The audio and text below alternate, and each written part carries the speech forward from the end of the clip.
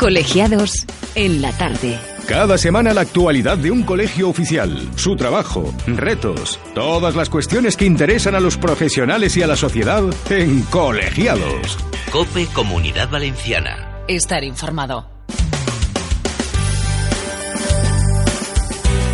6:30, ¿qué tal? Buenas tardes, bienvenidos a este espacio dedicado a los colegiados. Hoy toca, como miércoles que es, al Colegio Oficial de Ingeniería Geomática y Topográfica. Hay que estar geolocalizados, y lo estamos, creo. Aquí estamos en COPE, 92.6.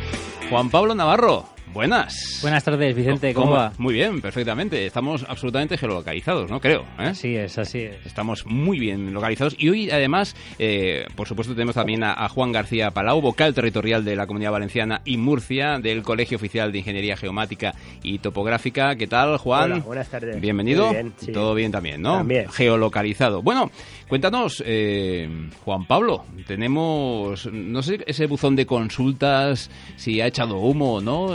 ¿Qué hemos tenido esta semana? Cuéntanos. Bueno, recordad a los oyentes que no nos siguen de forma habitual que tenemos un buzón consultas, buzonconsultas@geomaticavalencia.com, y nos pueden remitir cualquier tipo de consulta en referencia a la geomática, la cartografía, la delimitación de la propiedad inmobiliaria, y gustosamente les responderemos. Y de vez en cuando traemos en antena alguna de esas consultas, y la última que nos ha venido es, ¿podría decir que la aplicación Pokémon Go es una aplicación que tenga relación con la geomática? Muchas gracias. Ahí va, vaya pregunta. Claro, es una aplicación móvil de actualidad y, claro, eminentemente, efectivamente tiene que ver mucho con la geomática y con lo que es realidad aumentada.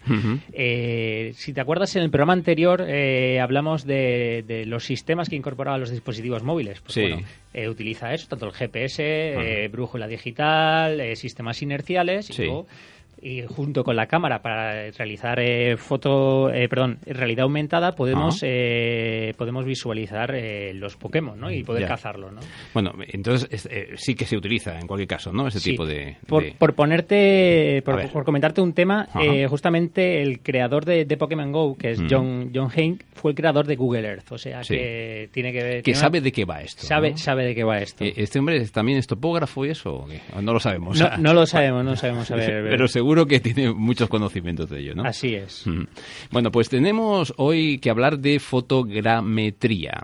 Y a mí me ha llamado la atención cuando me habéis pasado todos los folios referentes a fotogrametría. Digo, bueno, ¿esto qué es? Dios mío. Lo he estado mirando en internet y es algo interesantísimo. Atención a toda la audiencia, porque a pesar de que es un palabro, algo que parece extraño, es algo bonito de verdad que os va a interesar, que les va a interesar a todos ustedes. Bueno, preséntanos, si te parece, Juan Pablo, a nuestro invitado que va a hablar justamente de esta disciplina. Sí, bueno, esta tarde está con nosotros José Luis Lerma García, que es doctor en Geodesia y Cartografía, ingeniero en Geodesia y Cartografía e ingeniero técnico en Topografía por la Universidad Politécnica de Valencia. Personal docente investigador del Departamento de Ingeniería Cartográfica, Geodesia y Fotogrametría, imparte clases en la Escuela Técnica Superior de Ingeniería Geodésica, Cartográfica y Topográfica. Bueno, entre sus cargos... Tiene un currículum extensísimo. Entre sus cargos está el coordinador del programa de doctorado interuniversitario entre la Universidad Politécnica de Valencia y la Universidad Politécnica de Madrid, de Ingeniería Geomática. Sí. Es editor jefe de la revista Virtual Archaeology Review, Sociedad Española de Arqueología Virtual. De la Universidad Politécnica de Valencia también. No sé. Sí. Director del 8º Congreso Internacional de Arqueología e Informática Gráfica, Patrimonio Cultural e Innovación Arqueológica 2.0, que hoy comentaremos también. Sí. Miembro del Comité Ejecutivo del CIPA, que es el Comité Internacional para la Documentación del Patrimonio Cultural. Director del Grupo de Investigación en Fotogrametría y Láser Escáner, GLIFE, en el Departamento de la Universidad Politécnica de Valencia. Y coadministrador de la lista de distribución de fotogrametría aérea, terrestre y objeto cercano en Rediris. Nada más y nada menos. Y seguro que nos queda... Don José Luis Lerma, casi terminamos el programa y todavía no lo hubiésemos presentado, ¿eh? Hemos resumido ese currículum. ¿Qué tal, José Luis? Muy buenas. Bueno, buenas tardes. ¿Qué tal? Encantado de que estés por aquí con nosotros y que nos cuentes un poco qué es esto de la fotogrametría. Que, atención, vuelvo a repetir, ya verán cómo le va a gustar, le va a interesar, ¿eh? Bueno, es una ciencia, arte o tecnología que permite medir o reconstruir objetos a partir de fotografías.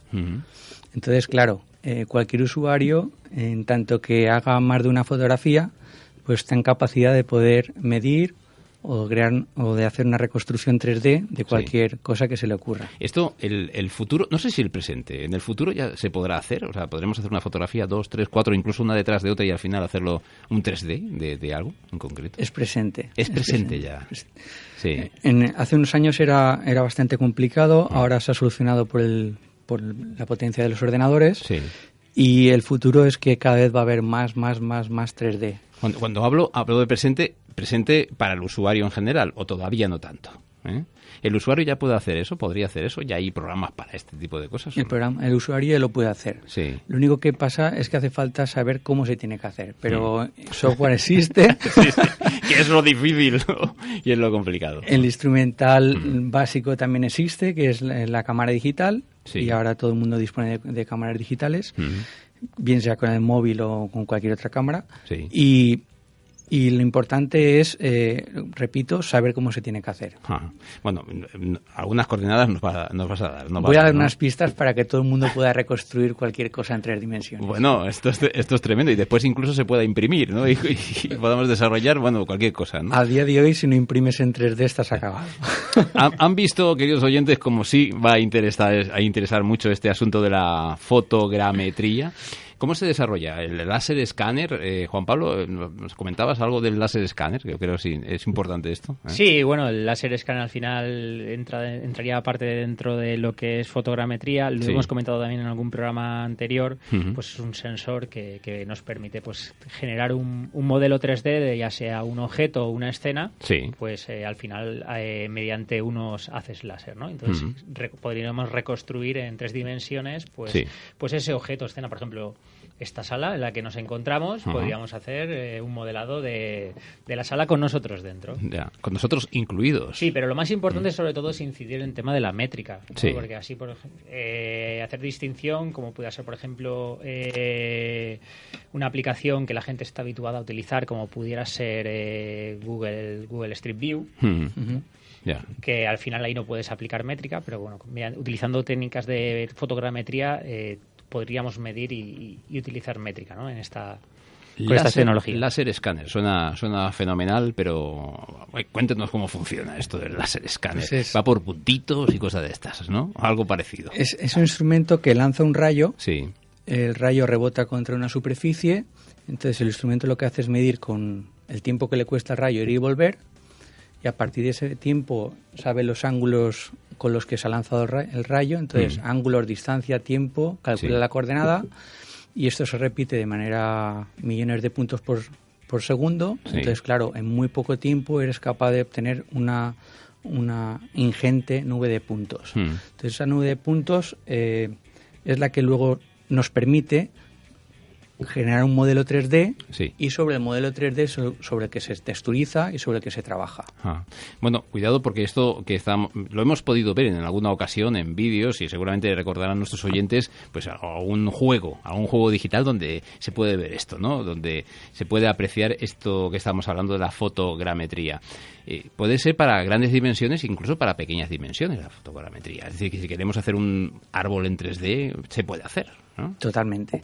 El potencial de la fotogrametría es ese, que la cámara fotográfica la puedes utilizar a objetos que están muy lejos, objetos que están muy cerca, puedes cambiar el zoom, puedes cambiar el tipo de cámara. La cuestión está en que la versatilidad es total y el usuario es el que decide si tiene que acercarse mucho o no. ¿Para qué? Pues para conseguir un mayor grado de definición, un mayor grado de detalle y, como consecuencia, una mayor precisión. Y la precisión puede oscilar desde las micras, milímetros, lo normal es que sea centímetros, y si eres muy malo, 10 centímetros, medio metro, 1 metro, 10 metros. Ya me has visto que yo manita soy poco, ¿eh? me toca a mí el ser malo, me da la impresión. Bueno, depende de la resolución del sensor, porque, por ejemplo, con imágenes satélite también se utiliza fotogrametría si queremos medir.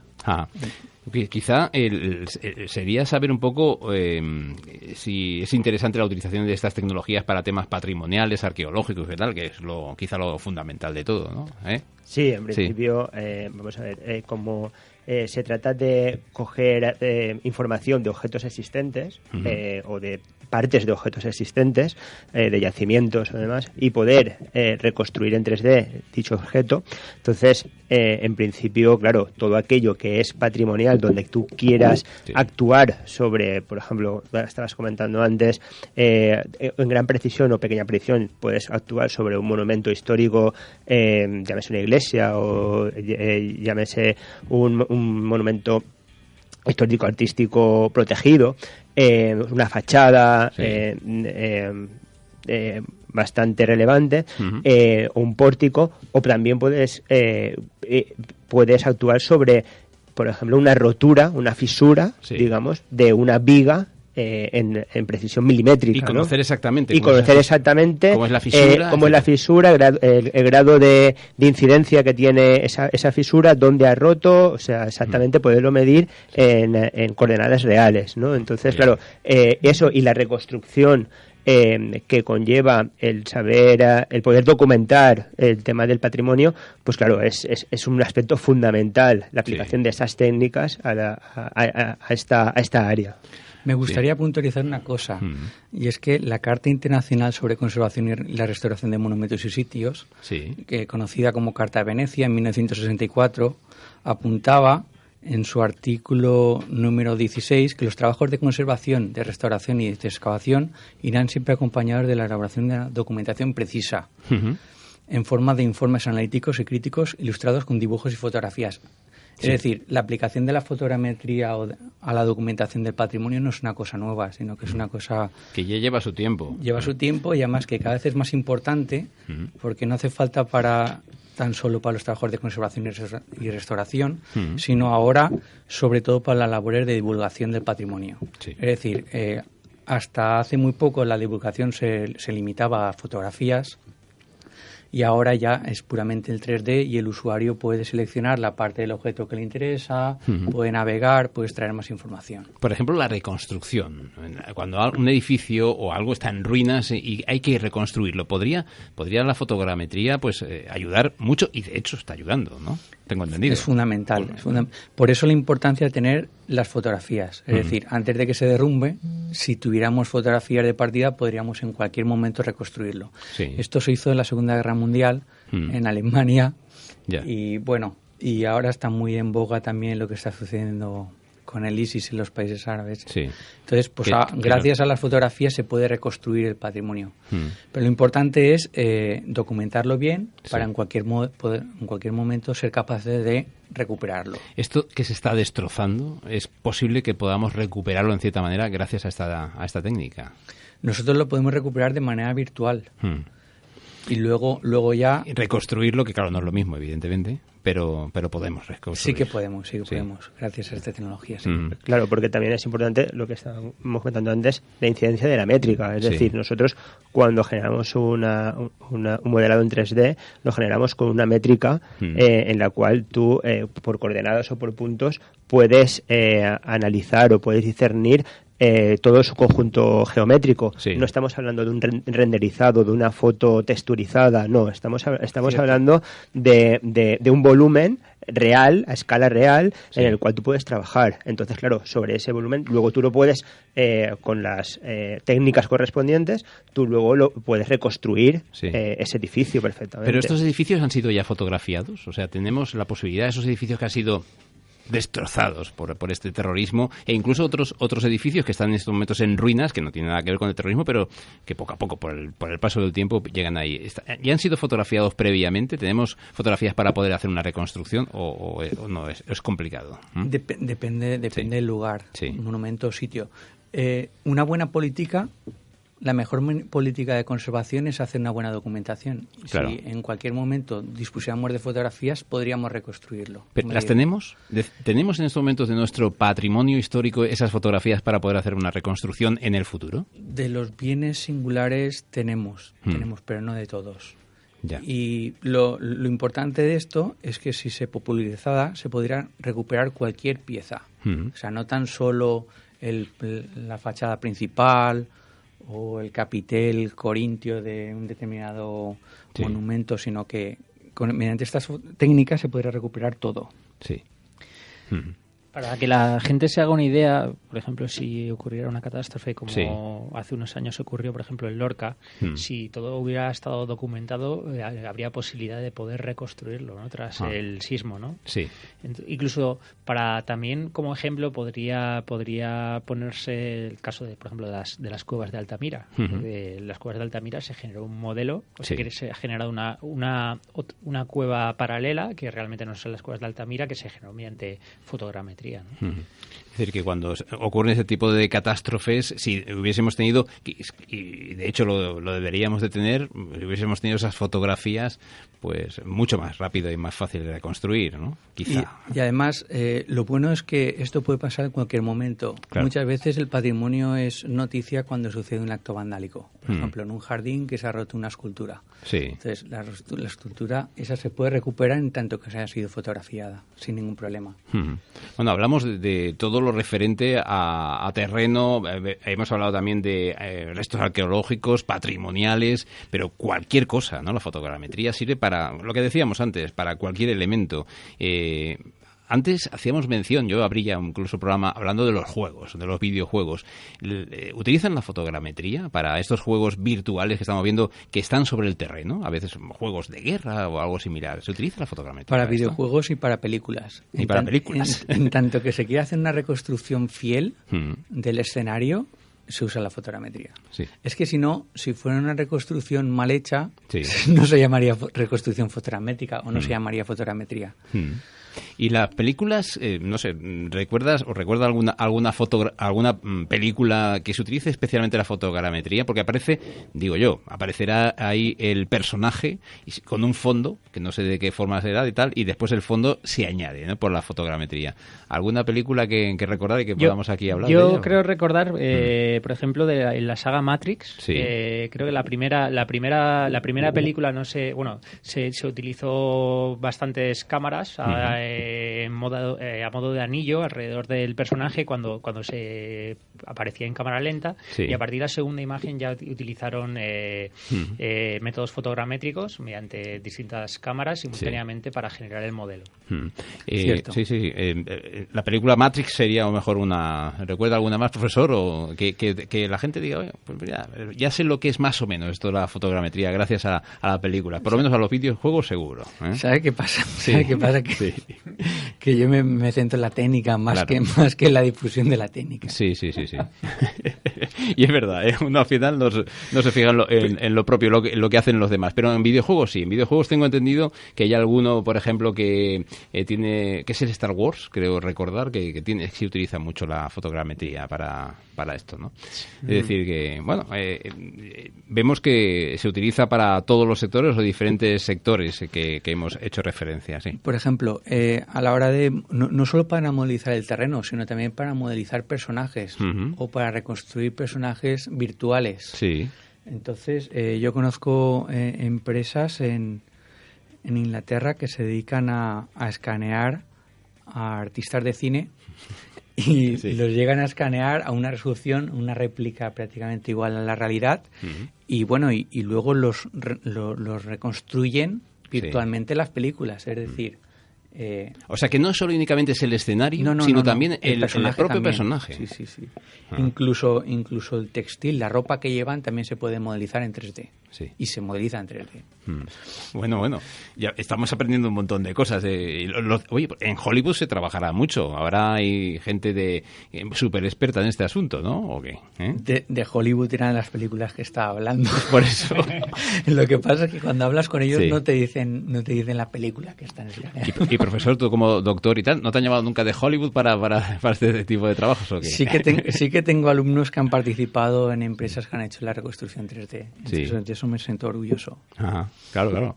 Por supuesto que sí, ¿no? A veces, no sé si alguno superará al propio profesor, ¿no? En cualquier caso, pero bueno, siempre estamos expandiendo, creo que nuestro saber, ¿no? Desde aquí de Valencia, desde la propia universidad. Lo deseable para mí sería que me pasaran y que me sobrepasaran muchísimo, porque eso significaría que la técnica y que lo que aprenden sirve, ¿no?, para la sociedad. Bueno, podemos entonces pasar a través de una impresora en 3D cualquier cosa. Veo que hasta un personaje.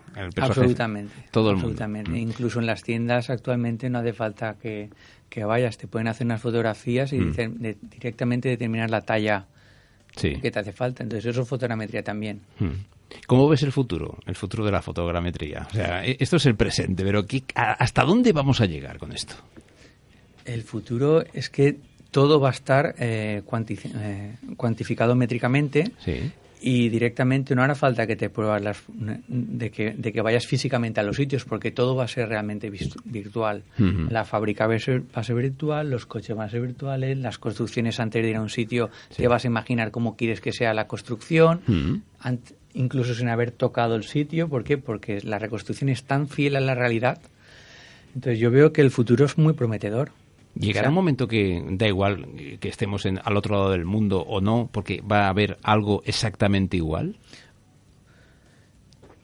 Una pregunta complicada. La pregunta es complicada. Pero tendremos, podrá reproducirse incluso cosas grandes. Lo que yo sí que le puedo decir es que las reproducciones en 3D de Marte o de la Luna son mediante fotogrametría. Sí. No hace falta ir a Marte para saber cómo es, porque los satélites artificiales capturan fotos a súper alta resolución y esas se procesan aquí. Pero podremos tener la reconstrucción exacta no sé, de cualquier edificio incluso. Yo estoy absolutamente convencido de que sí, además es una realidad ya. El factor limitante a día de hoy es el dinero. O sea, ¿hasta cuánto quieres que sea fiel la reconstrucción 3D? A nivel centimétrico, a nivel milimétrico, a nivel de micra.